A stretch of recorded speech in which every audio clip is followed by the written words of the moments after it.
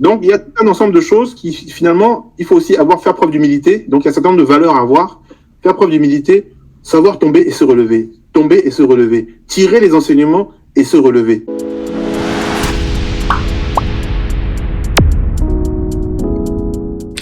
Entreprendre dans le digital, entreprendre en tant que personne dans l'informatique. Vous l'avez compris, cette vidéo est essentiellement dédiée à l'entrepreneuriat en tant que personne dans le digital. Tout au long de cette vidéo, nous allons parler d'entrepreneuriat grâce à une interview très intéressante. Alors, bref parenthèse, si c'est pour la première fois que tu accèdes à la vidéo, je t'invite directement à nous rejoindre sur Discord. Comme j'ai l'habitude de le dire, Discord, c'est une communauté de jeunes entrepreneurs, de jeunes personnes dans le digital. Je t'invite quand même à nous rejoindre, histoire de partager ton expérience et aussi apprendre des autres. Alors, aujourd'hui, nous allons parler, comme je l'ai dit précédemment, de l'entrepreneuriat dans le domaine du digital. Et pour cela, nous allons à la rencontre de Monsieur Douglas. Monsieur Douglas qui est le fondateur de 10 000 codeurs. Tout au long de cette vidéo, Monsieur Douglas qui a plus de 15 ans d'expérience dans le domaine de l'entrepreneuriat nous fait un retour de son expérience dans le domaine.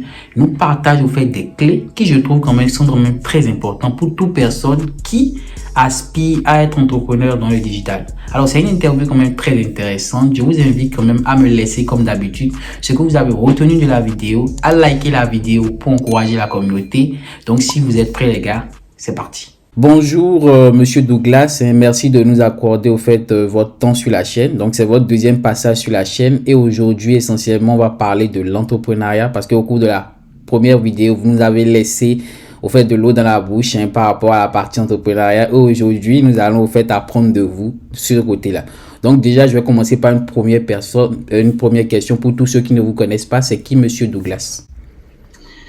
Douglas Biondou, c'est un homme de 46 ans aujourd'hui, marié, 3 enfants, basé à Lyon. J'ai fini mes études à Lyon il y a 22 ans. Dans une école d'ingénieur qui est l'INSA de Lyon. Et donc, depuis 22 ans, j'ai 2 expériences principalement. Une en tant que salarié dans le développement d'applications pendant 5-6 ans. Et puis, une en tant qu'entrepreneur dans le secteur de la formation professionnelle pour adultes dans le développement d'applications. Parfait. Parfait. Donc, Monsieur Douglas, vous avez 15 ans d'expérience dans le domaine de développement d'applications et combiné à la partie entrepreneuriale. C'est bien ça? Ah bah si on combine un peu tout, ça fait 20 ans. Mais c'est vrai qu'il y a 15 ans en tant qu'entrepreneur. Oui. Et puis avant ça, il y a eu 6 ans en tant que salarié. Mais comment au fait ça a commencé au fait ce parcours d'entrepreneuriat? Comment au fait est venue cette envie d'entreprendre? Déjà pour commencer. Alors, elle est venue plusieurs facteurs. Le premier, c'est que j'avais atteint le plafond de verre au niveau salariat. Okay. Donc, pendant 6 ans, j'étais dans une grande société de services en informatique. J'ai eu la chance de faire de très beaux projets, des petits, des grands, en France, à l'étranger, en Suisse, aux États-Unis. Donc, très intéressant, avec des chefs de projet toujours tous compétents, jusqu'au jour où j'en ai trouvé un qui n'était pas compétent. D'accord. Et donc, ça m'a un peu surpris. Oui. Et vous savez, quand vous êtes avec des personnes qui ne sont pas compétentes, vous avez 2 choix. Bon, au début, il faut être professionnel, donc vous prenez sur vous. Oui. Vous savez que votre chef n'est pas compétent. Mais bon, il a son job, vous avez votre job. Mais à un moment donné, si en plus il n'est pas respectueux, et en plus il n'est pas compétent, et donc il y a des valeurs humaines qu'il n'a pas, à un moment donné, il y a de la tension. Oui. Et moi, j'ai eu à lui dire qu'il n'était pas compétent. Je vois. Et donc, il n'a pas salué, pas plus. Il m'a dit, écoute, t'as qu'à créer ta boîte ou t'as qu'à aller voir ailleurs. Oui, je vois. Et c'est de là. Oui. Il y a ça. Et puis, il y avait aussi quand même le fait que j'avais envie d'Afrique. Okay. Très fort. 2e facteur. Oui. Et 3e facteur, pourquoi est-ce que la boîte voulait pas trop que j'aille évoluer? Parce que je voulais faire de la formation dans la boîte. C'est-à-dire que je considérais que j'étais arrivé à une phase de maturité. J'avais 6 ans d'expérience. Je voulais plus simplement être un numéro chez un client et je voulais aussi transmettre. Ok, d'accord. La combinaison de ces 3 choses fait que j'ai quitté la structure. Oui. Et donc, je suis lancé dans l'aventure entrepreneuriale pour faire ce que j'aimais, c'est-à-dire communiquer, partager mon savoir et en même temps continuer la technique. D'accord, je vois. Ça coupe un peu là, apparemment, c'est la connexion. Donc, vous avez débuté maintenant dans votre aventure d'entrepreneur et j'imagine que lorsque vous avez commencé, vous avez été soumis à déjà des premières difficultés. Comment vous avez géré cela au début? Oui. Alors, ma première difficulté, ça a été de comprendre que entreprendre, c'est d'abord faire des devis et des factures. Ok. Ouais. Effectivement. Pourquoi? Parce que pendant à peu près 1 an ou 1 an et demi, j'étais tout sauf un entrepreneur. Pourquoi? Je vous ai dit tout à l'heure, j'avais envie d'autonomie, mais j'avais aussi envie d'Afrique. Oui. Et il se trouve que, en fait, j'ai priorisé l'envie d'Afrique. Oui. Et donc, avec mes associés, donc on a eu plusieurs associés, on a mis chacun un peu d'argent dans le panier. Et donc, moi, dans un premier temps, je suis allé en Afrique et j'ai fait plusieurs pays d'Afrique pour découvrir l'Afrique. Parce que, voilà, j'avais envie d'Afrique. Oui. J'avais besoin physique, physiologique, de me retrouver sur le continent. Et donc, j'ai assisté à des événements en Tunisie, au Bénin, au Togo, au Sénégal, au Ghana. Donc, j'ai fait un peu, j'ai bougé, quoi. Oui. Sauf que quand je bouge comme ça, je grève le budget de capital. Oui. Et donc, je ne génère pas d'argent. Donc, pendant 1 an, je n'ai pas généré d'argent. Oui. Donc, c'est quand même embêtant pour un entrepreneur. Oui. Et c'est au bout d'1 an que je me suis dit, que mes associés aussi m'ont dit que, bon, Douglas, c'est bien beau de faire le tour de l'Afrique, mais on fait comment? Il faudrait que l'argent entre. D'autant plus que, voilà. Et donc, c'est au bout d'1 an, 1 an et demi, que je me suis dit, bon, il faut que je me recentre sur ce que je sais faire. Parce que moi, j'étais en train de me dire, je vais entreprendre, mais j'ai d'abord créé avant de me dire quel est mon produit. Vous voyez un peu le genre. Je vois, oui. Vous êtes lancé sans savoir là où vous allez vous mettre. Oui. Tu crées ta boîte d'abord, tu dis d'abord que tu es un boss. Oui. Et c'est comme maintenant, tu dis que tu es un boss, tu réfléchis maintenant, bon, tu es boss de quoi? Oui, je vois. Je vois, effectivement, oui. Et on est nombreux comme ça. Alors que ce qui serait intéressant, c'est d'abord d'identifier le produit ou le service. Oui. De faire de créer une offre. Oui. Et puis après de présenter cette offre, aller démarcher. Oui. Bon, moi j'ai fait un peu, je venais en fait de 6 ans de Java, mais je me suis mis à vouloir faire de l'open source, de l'intégration de systèmes, et puis en même temps j'avais une vision de l'Afrique. Je me suis dit je pensais que j'allais libérer l'Afrique. Enfin voilà, tous les trucs que nous, quand on vient d'Europe, on se dit quand même un peu quelque part. Oui. En mode, ouais, je vais arriver là-bas, je vais atterrir et puis les gens vont courir, quoi. Oui, je vois. Tapis rouge, limite tapis rouge. Je vois. Donc, j'avais une certaine conception qui n'était pas du tout bonne. Oui, ok. Donc, voilà, donc première difficulté, créer une offre. Oui. Avoir un produit ou un service, oui. J'en avais pas. Deuxième difficulté, une fois que je me suis mis à avoir un service, c'est-à-dire la formation, cette fois-ci, en fait, je n'avais pas de clients, donc je devais être sous-traitant de sous-traitant de sous-traitant de sous-traitant de sous-traitant de sous-traitant. Oui. Donc, pas beaucoup de sous qui rentrent et une facturation qui me permettait in fine d'arriver à peu près un peu en dessous de l'équivalent de ce que je gagnais en tant que salarié. Mais bon, c'est le prix de la liberté, il n'y a pas de souci. Donc voilà pour moi les deux principales difficultés. La troisième, je dirais, c'est que comme je n'étais pas habitué à gérer, je ne suis pas un gestionnaire de formation, oui. Du coup, les impôts me sont tombés dessus, puisque je confondais un peu mon argent et l'argent de l'État français. Oui, oui, je vois. Donc, TVA et tout ça, donc voilà un peu, je dirais, les 3 premières difficultés que j'ai eues. D'accord.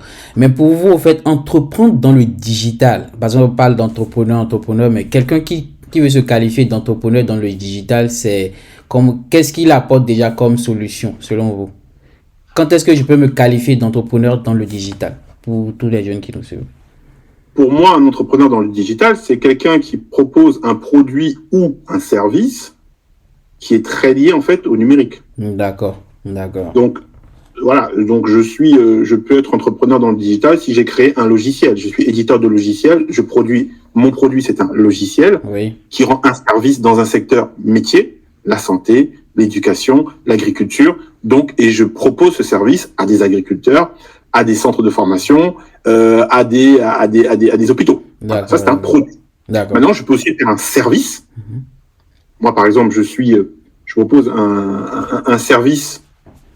Moi, je suis service de la formation professionnelle. Je forme dans le digital. Oui. Donc, je suis entrepreneur dans le digital, dans un secteur formation. D'accord, parfait. Donc, en fait, je retiens ici que quelqu'un, en fait, qui entreprend, c'est quelqu'un quand même qui résout un problème spécifique, apporte son expertise pour pouvoir, en fait, faire évoluer un secteur ou un problème qu'il a remarqué, le faire évoluer ou l'améliorer. C'est bien ça? Absolument. Je réponds à une demande. Okay. Je réponds à un besoin. Ce besoin, ça peut être à travers un produit ou à travers un service. Ok, d'accord. En l'occurrence, dans mon cas, mon service, depuis que j'ai commencé à comprendre qu'il faut que je fasse des devis et des factures, oui. Et d'accompagner des ingénieurs pour qu'ils passent d'un niveau N à un niveau N+1 en un temps record. D'accord. Ça, c'est mon service. D'accord. La formation, c'est mon métier et j'accompagne pour augmenter les connaissances en un temps record de personnes qui n'ont pas le temps de faire de la veille technologique, etc. D'accord. Mais en fait, là, actuellement, dans le domaine de l'entrepreneuriat, on remarque plein de jeunes qui entreprennent sur les réseaux et tout ça. Mais certains, au fait, arrivé à un moment, ils abandonnent. Ils abandonnent parce que selon eux, au fait, ils sont arrivés à un niveau où ils ne voient pas, au fait, le bout du tunnel. Au fait, qu'est-ce que, selon vous, au fait, vous auriez à donner comme conseil à ces jeunes-là qui débutent en entrepreneuriat et qui abandonnent? Pourquoi, selon vous, quel conseil pourrez-vous donner à ces jeunes-là? Oui. Alors, moi, je distingue deux types d'entrepreneuriat. Il y a l'entrepreneuriat de subsistance. D'accord? Oui. Je suis au quartier, je veux survivre, je vois une chaussure, j'achète, je mets sur Facebook, je vends, je génère une plus-value. Oui. Ça paye mon crédit, ça paye mon loyer, je dépanne un peu la maman, je suis un boss. Oui. D'accord? Oui. Ça peut être l'entrepreneuriat de subsistance. Sauf la personne qui se dit maintenant, et là je reviens sur le conseil, je veux demain, c'est-à-dire il faut que je me projette. Je veux devenir le plus grand vendeur de chaussures du Bénin. Je veux devenir le plus grand vendeur de baskets de l'Afrique de l'Ouest. Je veux devenir le représentant de Nike en Côte d'Ivoire. Oui. Donc vous voyez que là déjà il y a une notion d'ambition. Oui. Et en fait on se projette. D'ambition et de vision. Pardon? D'ambition et de vision. Je pense qu'il y a une vision, oui. Voilà, il y a une notion de vision et d'ambition. J'ai une ambition, j'ai un objectif à atteindre et je me donne 3 ans, 5 ans, 10 ans pour atteindre cet objectif. Oui. Donc vous voyez, c'est pas la même chose. Oui, je vois. Il y en a un, il arrondit ses fins de mois parce qu'il est au quartier et puis il achète, il vend vite fait. L'autre, il se dit, l'autre peut faire ça aussi, hein, mais l'autre se dit que c'est une étape. Oui, je vois. Pour le next step, ouais. Atteindre un objectif particulier. C'est pas la même chose. Oui. Et donc, moi, en ce qui me concerne, j'étais dans le deuxième cas. C'est-à-dire que j'ai dit tout de suite que je veux devenir un leader dans le domaine de la formation professionnelle sur la technologie Java. Et que j'aurai des bons de commande qui vont venir de chez Orange, qui vont venir de chez EcoBank, qui vont venir de chez Thales. Donc, vous voyez que j'ai tout de suite mis la barre. Oui, très haute. Où je ne serai pas un sous-traitant de sous-traitant de sous-traitant de sous-traitant, mais je serai en direct avec des bons de commande, BC, avec mon emblème. D'accord. Voilà un peu pour moi la différence. Donc, ceux qui abandonnent, c'est souvent parce que ils n'ont pas cette vision. Oui. C'est souvent parce que ils ont trouvé peut-être un autre business. Donc c'est pas la chaussure que je vois parce que je vois plus de chaussures, il y a plus de fournisseurs de chaussures. Oui. Bon, c'est plus la chaussure maintenant, ça va être les cigarettes. Oui, je vois. Ou alors finalement j'ai trouvé maintenant un boulot où j'ai un petit 200 000 ou j'ai un petit 150 000. Et puis bon, avec ça maintenant, ça couvre un peu les petits 80, 70 000 que j'avais là. Maintenant, je suis à l'aise. Oui. Donc maintenant, je vais avoir un petit logement, tac. Je vais faire comme tout le monde, mon petit resto par-ci, par-là. Madame, un petit cadeau. Et puis voilà. Oui. C'est fini. Oui, je vois. Voilà. Donc, en fait, je retiens essentiellement que vous êtes un entrepreneur. Les entrepreneurs qui abandonnent rapidement, c'est des gens, au fait, qui manquent de vision en réalité. Parce que quand tu as une vision précise de là où tu veux arriver, le abandonner, au fait, ce n'est plus dans ton dictionnaire. Je pense qu'il que c'est le manque de vision qui amène certains jeunes au fait à abandonner rapidement après peut-être 2 ans parce que le produit ne marche pas, à abandonner leur solution, que peut-être après 3 ans cela va exploser, qui sait. C'est bien ça. Alors, attention, il y a la vision, mais il n'y a pas que ça. Okay. Quelqu'un qui peut abandonner, c'est aussi quelqu'un qui ne se remet pas en question. Ok. Parce que l'objectif que tu vas atteindre, tu sais pas comment tu sais pas comment y arriver. Mais ce qui est sûr, c'est que tu risques d'avoir des obstacles. Il risque d'y avoir des perturbations. Vous savez, c'est comme prendre l'avion. Oui. Quand tu prends l'avion, tu dis tu es à Paris, tu vas à Cotonou. À un moment donné, quand tu es en l'air, le commandant te dit, mesdames et messieurs, attachez vos ceintures, nous allons traverser une zone de turbulence. Ouais. C'est-à-dire que ça va bouger. Oui, tu vois. Bon, maintenant, si tu ne sais pas que ça va bouger, tu paniques. Mais toi, tu sais que quand tu prends l'avion, à un moment donné, il y aura une zone de turbulence, tu te prépares. Qu'est-ce que tu mets? Tu attaches ta ceinture, tu restes tranquille. Et ça passe. Donc, il y a des personnes qui ne savent pas qu'ils vont traverser une zone de turbulence. Ils trouvent que la zone est trop forte pour elles. Ou alors, et donc, ils abandonnent. Et souvent, c'est parce que ils n'ont pas le bon modèle tout de suite. Ils veulent, soit ils sont trop pressés. Hein, nos petits frères là, ils sont trop pressés. Oui. Il veut devenir le représentant de Nike du jour au lendemain. Là. Oui. Ça marche pas. Ou alors peut-être que on travaille seul. On se met pas, on n'a pas d'équipe. On veut tout faire tout seul. Oui. On ne délègue pas. Ou bien c'est parce que on ne se donne pas les moyens de réussir. Oui. Ben, je vais voir le représentant de Nike qui est voisin. J'y vais débrayer. C'est pas sérieux. Je suis pas bon chez moi. C'est pas bon. Oui. Donc, il y a un ensemble de choses qui, finalement, il faut aussi faire preuve d'humilité. Donc, il y a un certain nombre de valeurs à avoir. Faire preuve d'humilité, savoir tomber et se relever. Tomber et se relever. Tirer les enseignements et se relever. Et je pense que c'est peut-être ça plus ou combiné au manque de vision qui fait que les gars arrêtent. Ok. D'accord. Ouais. Oui, d'accord, parfait. Mais pour les jeunes dans le numérique, hein, vous avez parlé par exemple de personnes qui créent des solutions afin de proposer aux autres. Qu'est-ce que vous trouvez au fait important à ces jeunes-là pour pouvoir au fait faire évoluer leurs solutions? Je suppose par exemple, moi j'ai créé une petite application de gestion d'école qui permet d'automatiser une opération par rapport à une école. Comment je peux faire pour faire connaître mon produit? Comment je peux faire pour attirer déjà mes premiers clients selon vous? Bon, moi, je vais parler par rapport à mon expérience une fois de plus. Oui. J'ai dit tout à l'heure que j'avais un objectif. C'était d'être en direct. Oui. Ce qu'on appelle dans le jargon en direct. Oui. Ça veut dire que si je veux avoir comme client Orange, il faut que je forme les ingénieurs d'Orange. Il faut que je sois en direct avec Orange. Oui, directement. Oui. Pas que je sois le sous-traitant d'Orange. Ce qui fait qu'au lieu de me donner 1 million de francs CFA par jour, je me retrouve avec un petit 200 000. Ouais. Mais moi, je veux le million parce que la prestation que je vais donner, ça vaut le million par jour. Oui. Et je me retrouve avec 200 000. Donc, il faut que je fasse. Donc, moi, ma stratégie, c'était laquelle? C'est ce qu'on appelle le inbound marketing. Ok. Il s'agit de quoi? Le inbound marketing. Le inbound marketing, l'idée, c'est de dire quoi? Il y a 2 solutions au niveau du business. Soit c'est vous qui allez voir le client, soit c'est le client qui vient vers vous. Il n'y a pas de solution. Ok. Moi, ce que j'aime, c'est que le client vienne vers moi. D'accord? Oui. Donc, j'ai mis en place une stratégie qui fait que le client vient vers moi. Et c'est ce que je propose à ceux qui nous écoutent, c'est de mettre en place une stratégie de inbound.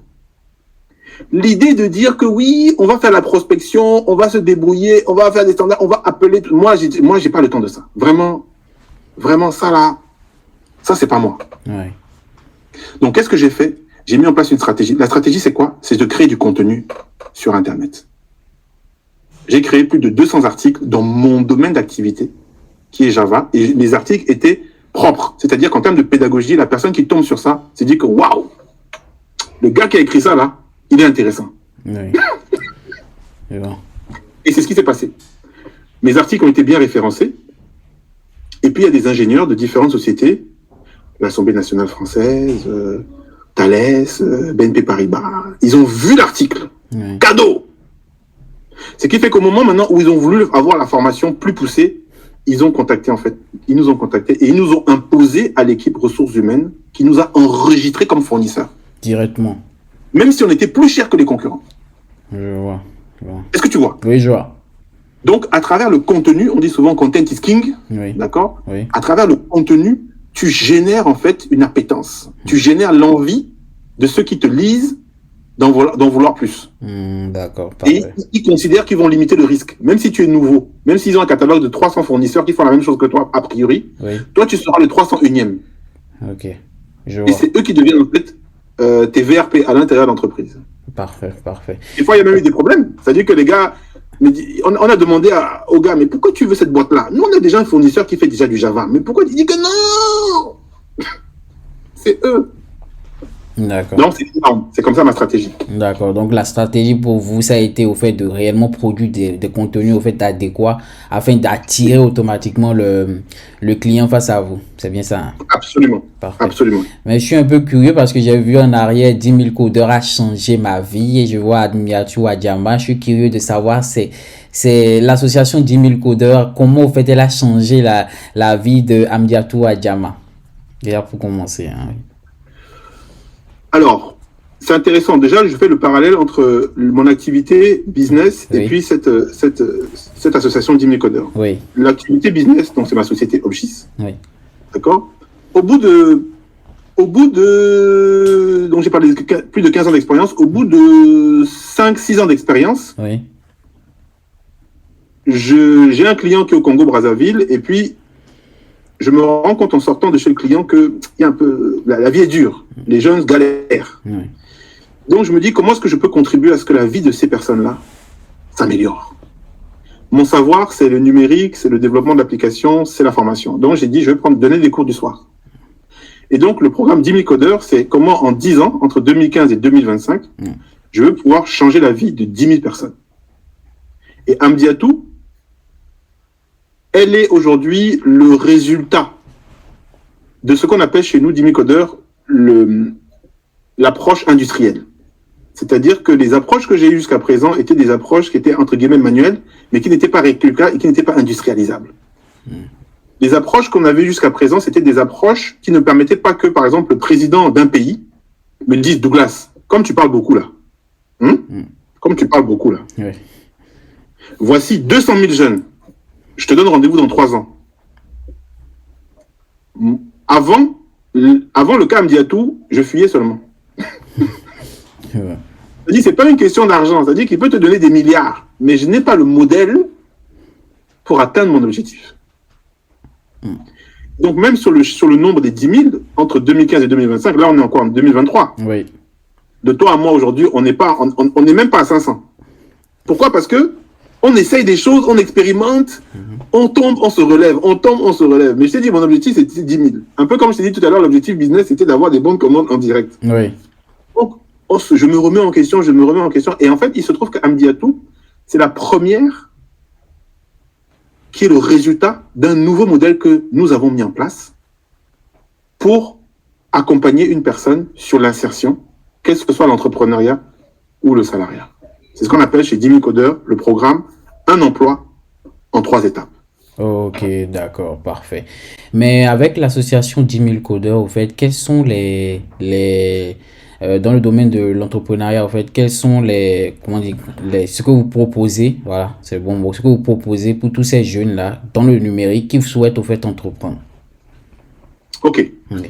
Donc, chez 10 000 codeurs, nous avons en fait 2 programmes. Nous avons un programme qui s'appelle Un emploi en 3 étapes. Oui. D'accord? Et puis, nous avons un autre programme qui s'appelle le programme Entreprendre. D'accord? Oui. Et donc, ceux qui veulent entreprendre, nous leur proposons de découvrir le programme, justement, qui s'appelle le programme Entreprendre. Ok, d'accord. Tout simplement. Le programme Entreprendre, c'est un programme qui a pour objectif d'accompagner ceux qui désirent non seulement entreprendre, Oui. mais innover. Parfait, ok. Parce qu'il y a une différence entre entreprendre et innover. Oui. Ça, c'est le programme Entreprendre de Jimmy Coder. D'accord. Je vais le mettre en bas de la description pour tous ceux qui, au fait, souhaitent voir, au fait, les informations par rapport à cela et pouvoir accéder, au fait, à ce parcours-là. Donc là, je vais un peu développer, hein, c'est quoi innover? Hein? Parce que vous avez dit, il y a une différence entre entreprendre et innover. Pour tous ceux qui nous suivent, oui. Parce que quand on entend le mot entreprendre, qu'est-ce qu'on dit? On se dit business, on se dit génération de capitaux, on se dit entreprise. Bon, je peux créer un restaurant et puis j'entreprends. Oui. Je peux faire de la formation. J'ai dit tout à l'heure, moi je fais de la formation et j'entreprends. Oui. D'accord? Oui. Je peux faire un film. J'entreprends. Oui. Mais ça, c'est pas innover. Et ça, c'est quelque chose que moi j'ai appris à travers, dans le cadre de Jimmy Coder, à travers des experts du branding qui, eux, m'ont fait comprendre que non, Douglas. Il y a le fait d'entreprendre, il y a le fait d'innover. Il y a le fait de créer une entreprise, il y a le fait de créer une marque. C'est pas la même chose. Oui. Il y a l'entreprise, restaurant, Youssouf et compagnie. Oui. Ah, c'est une entreprise. Oui. Mais il y a Apple. Tu vois que si je te dis restaurant Youssouf et compagnie du quartier, oui. et puis je te dis Apple, c'est-à-dire que même dans ton cerveau, tu fais une distinction terrible. Terrible, exactement, exactement, oui. Parce que l'un, c'est une entreprise, l'autre, c'est une marque. Parfait. Donc là, oui. Nous, chez Jimmy Coder, Oui. qu'est-ce qu'on veut? À travers le programme Entreprendre, on ne veut pas seulement permettre à des personnes de créer une entreprise. Il y en a tellement. Mais vu qu'in fine, on voudrait que l'Afrique devienne le poumon de l'industrie mondiale du numérique, on veut que les personnes s'habituent aussi à la notion d'innovation. C'est pour cette raison que, en plus de les accompagner sur les fondamentaux d'entreprise, qu'est-ce que c'est qu'une roadmap? Quel est le secteur qu'on va choisir? Quelle est la forme juridique qu'on va choisir? Quelle est la stratégie marketing? Etc. etc. Ça, c'est classique. Oui. Et c'est déjà important.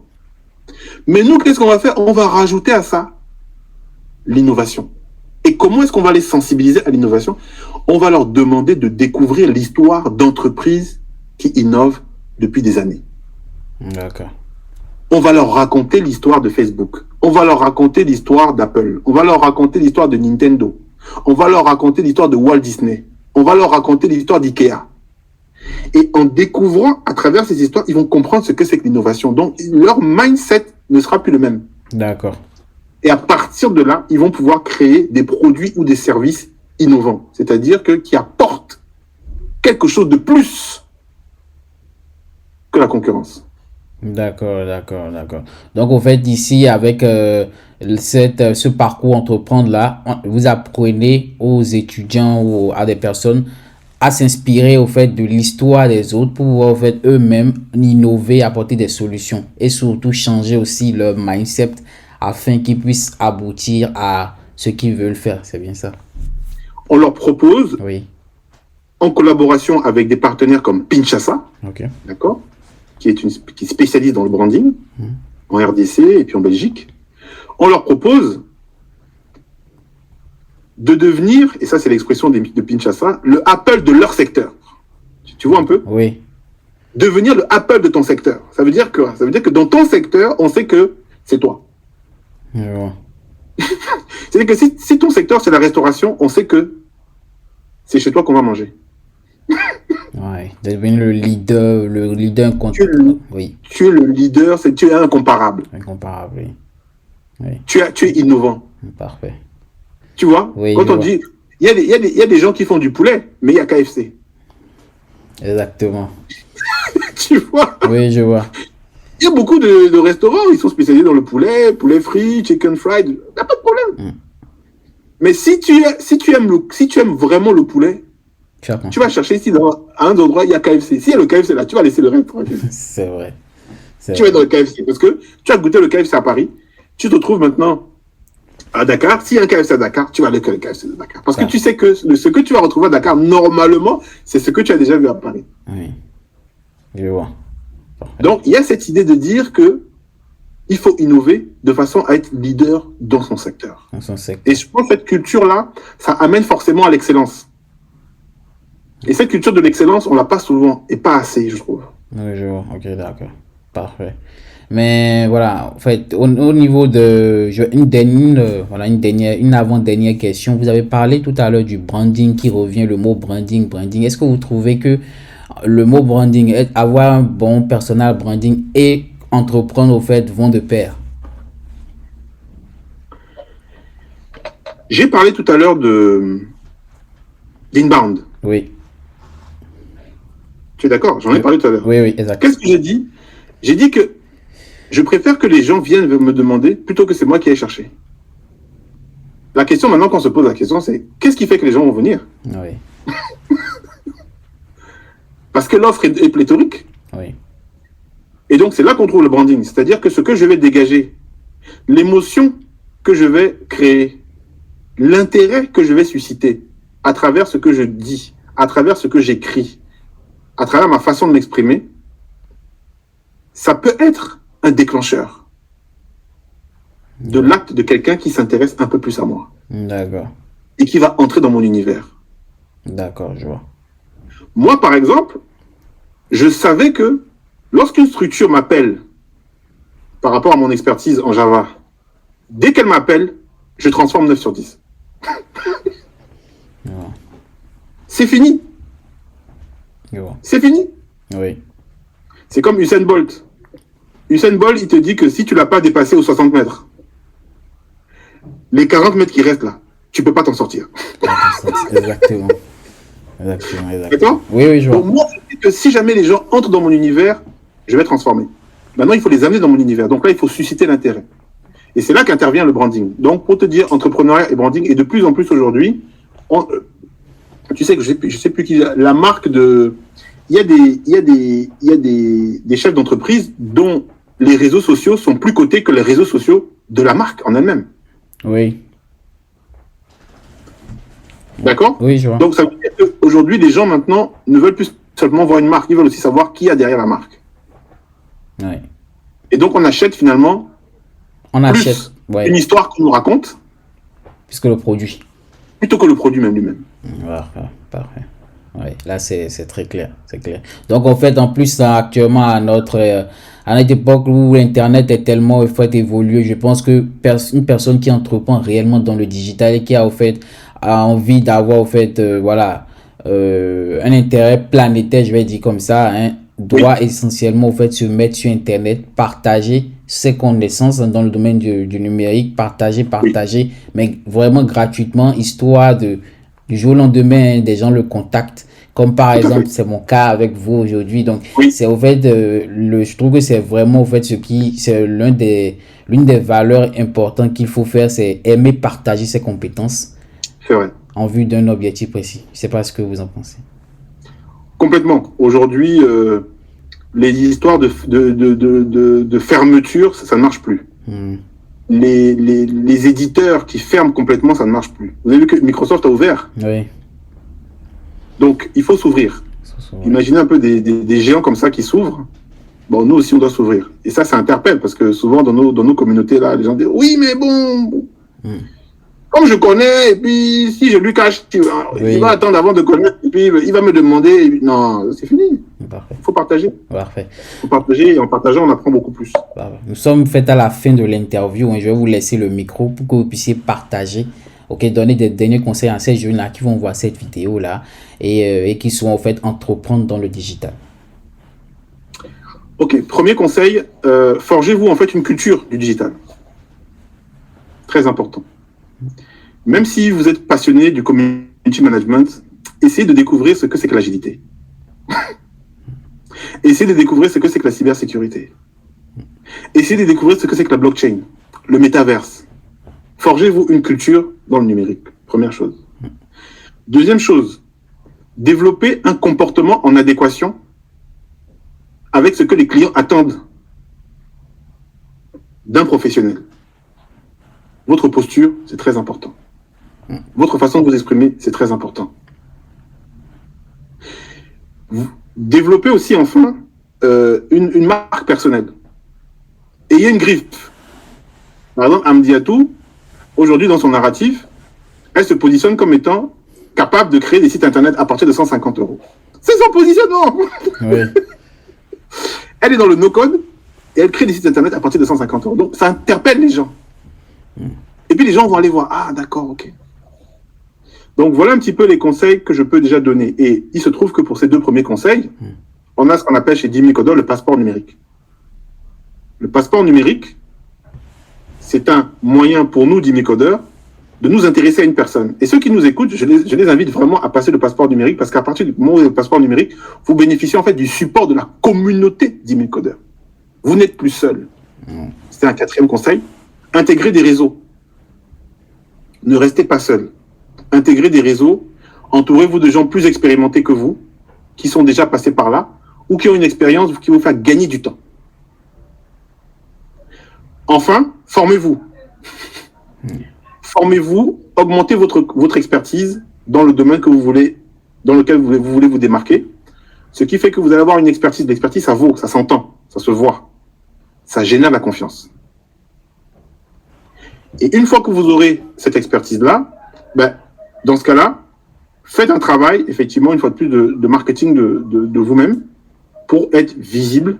Et là encore, avec 10 000 codeurs, on peut vous accompagner. Donc, que vous souhaitiez évoluer vers l'entrepreneuriat, dans tous les cas, décrochez votre passeport entrepreneuriat qui implique le passeport numérique. Parce que moi, je refuse maintenant d'accompagner des personnes qui viennent seulement me dire « Ah, Douglas, grand frère, je t'ai vu dans le jeu lab, là, vraiment. Ah, c'était intéressant. Hein. Ah, vraiment. On fait comment ?» Non, ça. Ouais. Je n'accompagne plus que des personnes qui m'ont démontré qu'elles valent la peine d'être accompagnées. Et pour moi, aujourd'hui, valoir la peine d'être accompagné, c'est décrocher le passeport numérique 10 000 codeurs d'abord. Et même pour ceux qui veulent être accompagnés dans l'entrepreneuriat, c'est de décrocher le passeport entrepreneuriat 10 000 codeurs. D'accord. Et c'est pas facile, hein. Et c'est justement pour ça qu'on est content d'accompagner ceux qui arrivent, parce qu'on mouille le maillot avec eux, parce qu'on sait que ça n'a pas été difficile, mais ça les a amenés à changer complètement de mindset. À moindre coût. D'accord, parfait. Donc, merci déjà pour l'interview. Hein, et en commentaire, vous aurez toutes les descriptions par rapport à ce que propose 10 000 codeurs, comment on fait pour accéder au passeport numérique. Merci, M. Douglas, et à la prochaine vidéo. Merci encore pour l'invitation. Merci.